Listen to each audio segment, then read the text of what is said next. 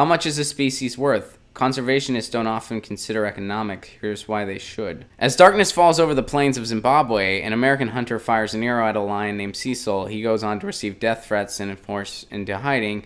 Elsewhere in the savannah, Maasai tribesmen poison a group of lions, killing 2. They're later arrested. It's natural for us to react emotionally, but would you have felt differently if you knew the hunt contributed $50,000 to wildlife conservation? What about if you know poison lions have been preying on Maasai farmers' cattle, or that the deforesters are local subsistence farmers who rely on the rainforest resources for survival? Conservation is a notoriously difficult issue to navigate. It's very true. So according to this, what this article is citing, this is the cost of global conservation, $76 billion. The U.S. spends $7 billion. Canada spends $1 billion, and the rest are spending this much, so we're not making the estimates, basically, according to this article. So it's asking, how do we decide which animals to protect? Look, I'll go bigger picture here. It's up to us to cooperate within nature, because we are over-consuming. We are using the earth as our playground, and it's not our playground. We are guests on it. So yes, I understand that we have to have some amount of action on the earth, some amount of unpleasant things to function the way humankind has evolved to. But we also have a call for stewardship. We have a call to be as sustainable as we possibly can. We're not even close to that. We're off by miles. You don't need to be an environmental scientist to know that. You just have to be awake. So to jump into which species should we save, which ones shouldn't we save, that's not our place to make that call.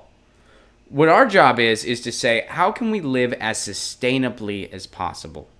We will have an impact on the environment no matter what. We are, by definition, a virus on the earth and on the environment. We do consume, we deplete resources.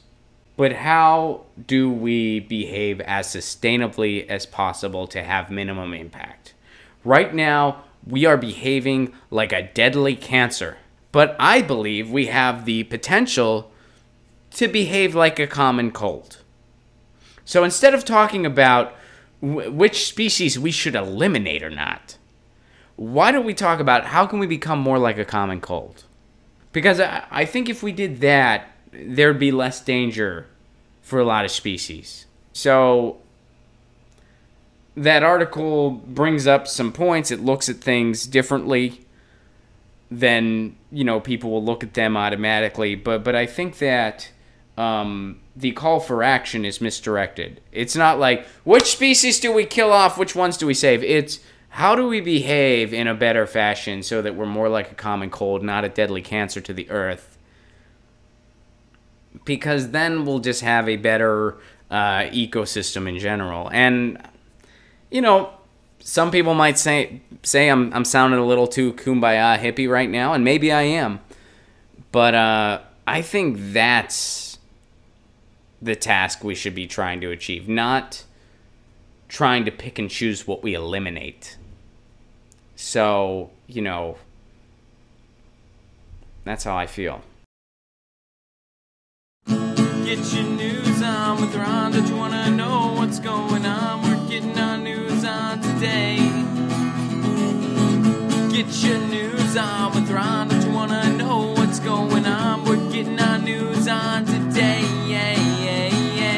You can tweet me an article at Ron Placone. We'll go through it together and make it our own. Get your news